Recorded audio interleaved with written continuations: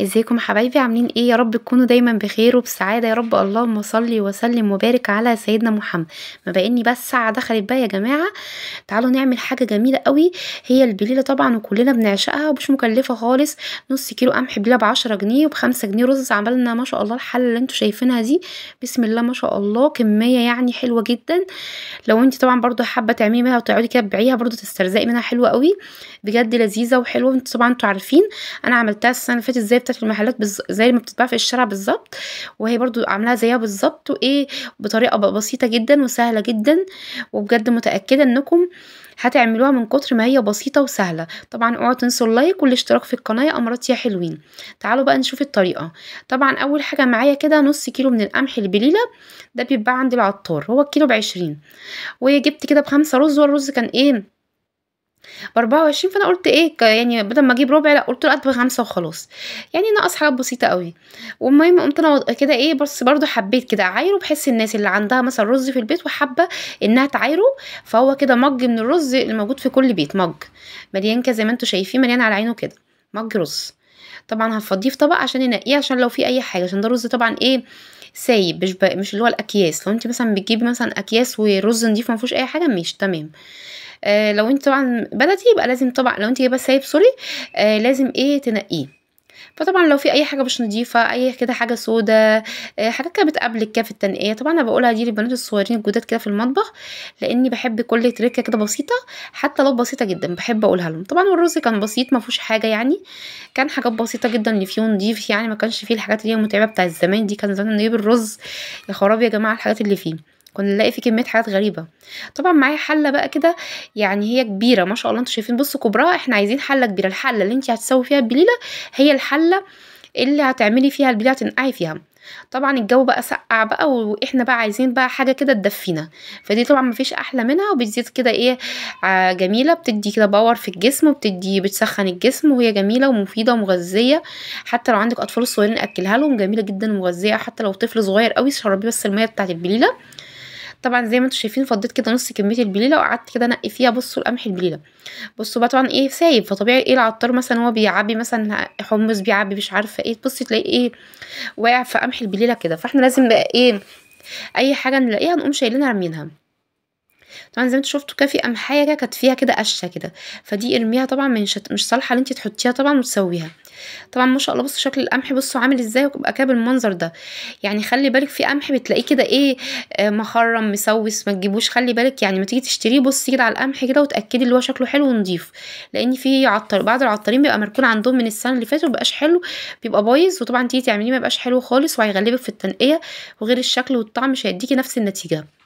طبعا طالما نقيناه وبقى نضيف جدا، ننزله على الكميه اللي احنا، كميه الرز اللي احنا نقيناها، وهكذا لحد ما نعمل الكميه كلها. طبعا هي بسيطه جدا البليله دي، بس ايه هي سهله وبسيطه بس حلوه بصراحه ربنا، وما بتاخدش وقت ولا مجهود ولا متعبه. وحتى انت لو اول مره تعمليها ما تخافيش، هي سهله. يعني اسهل حاجه ممكن تعمليها هي البليله دي. فعلا بسيطه جدا وسهله، وما فيهاش كده اي حاجه صعبه يعني. طبعا نقيتها برضو، بس طبعا فصلت عشان ما اطولش عليكم. نقيت كده اي حاجه وحشه فيها، وتعالوا بقى ايه ننقعها كده، نملاها كده ميه لمده كده ايه 24 ساعه. يعني مثلا انا قعدتها مثلا بالليل، تاني يوم الصبح ايه على الظهريه اقوم اسويها. انا قعدتها مثلا في وسط اليوم مثلا على عصاري كده او المغربيه، اقوم برضو الصبح اعملها مفيش مشكله. يعني انت بتنقعها عادي مثلا بالليل الظهريه العصريه، بتقومي الصبح تولعي عليها. فطبعا بصوا زي ما انتم شايفين غطيتها تماما بالميه، انا عايزاها كده عشان تبقى كده ايه تقعد ليله، فالحاجه كده تبقى تخش معايا سوا تاني يوم على النار كتير. ده طبعا كده تاني يوم بقى، بعد ما عريت بقى كده الغطا، تعالوا بقى نشوف بقى تاني يوم هنعمل فيها ايه. كده خلاص احنا نقعناها لمده ايه ليله كامله كده. زي ما انتم شايفين بصوا الشكل بقى عامل ازاي، الرز والقمح ايه افتحي جدا. لازم تنقعي الرز مع القمح، عشان لو ما نقعتيش الرز مع القمح هتلاقي حبات الرز موجوده وكانك حاطه رز، وهيبقى باين قوي. لو انت عايزاه نفس الشكل بتاع اللي بره والطعم، اعمليه بنفس الطريقه، هيطلع معاكي تاكلي احلى بليله في الدنيا. وطبعا بعد كده تصفي الميه اللي على البليله، وتقومي بقى غسلها بقى ايه غسلتين حلوين 3 كده، بحيث الميه البليله اللي انت تيجي تاكليها تلاقيها كده بيضه ونضيفه وحلوه وقشطه كده زيك وقمر. زي ما انت شايفه حاجه بسيطه جدا. بص طبعا زي ما انتم شايفين بفرك كده زي ما موضح قدامكم، بفرك كده بايدي تحت الحنفيه، بحيث لو في اي حاجه برضو في القمح تنزل. زي ما انتم شايفين انا طبعا ايه يعني دي نضافة لازم جدًا يعني، أنضف من اللي برّه، وأنتِ إيه اللي برّه مش مضمونة مغسولة لأ، أمّا إحنا في البيت بنعملها وبنعملها بنضافة عالية جدًا عشان أولادنا. فزي ما أنتم شايفين طبعًا غسلتها إيه غسلة كويسة جدًا، وصفّيت المَيّة اللي فيها، وهارجع برضه إيه أعملها مرّة كمان. فطبعًا المرّة التانية أنا إيه فصلت الفيديو عشان ما اطوّلش عليكم، أنا غسلتها غسلتين. تالت مرّة بقى خلاص شغّلت عليها المَيّة وعاملة الحلة كده عالية، بس المهم تكون حلة كبيرة. أنتم ما شاء الله شايفين حتى الحلة مش داخلة في الحوض من كتر ما هي كبيرة، بس ما تسويش في stainless، يا ألمونيا يا أمّا اللي موجود عندِك جرانيت بقى تيفال، بس ما تسويش في stainless لإنه بيشيّط الحاجة. طبعًا في الأول بُصّوا النار كانت عالية زي ما أنتم شايفين طبعًا كده، وأول ما غليت كده لمدة ربع ساعة بالضبط غليت أو 10 دقايق تغلي كده، وبعد كده وطّي عليها. هاوريكِ برضه مستوى النار قد إيه بعد ما أوطّي عليها. طبعًا بُصّوا بالمنظر ده، هي لسه بدري عليها، لسه طبعًا هي بتقعد لها ساعتين، هي قعدت ساعتين معايا على النار بالضبط. زي ما أنتم شايفين طبعًا بُصّوا هي النار كانت عالية، أنا بقى في المرحلة دي هاوطّي عليها النار بُصّوا هادية، بس مش هادية الهدوء الفظيع، لإن دي أصلًا عندي إن دي آخرها في الهدوء ما بانزّل الزرار لتحت، فهي زي ما أنتم شايفين كده. وطبعًا باسيبها وكل من حين لحين كده باخش كده إيه كل 5 دقايق كده أخش أقلّبها عشان ما تلزقش في قعر الحلة، عشان البليلة بتلزق لو سبتيها وتركتيها تمامًا بتلزق وهتلاقي هتهدّر معاكِ بليلة كتير لزقت. فكل 5 دقايق كده خشي كده إيه حرّكيها كده من تحت كده بالمعلقة. طبعًا زي ما قُلت لكم ولّعت عليها وهي النار عالية لمدة ربع ساعة. إيه ده هو المشهد ده سوري اللي هو اتعاد مرتين معلش، باعتذر هو ما اعرفش ليه اتعاد مرتين.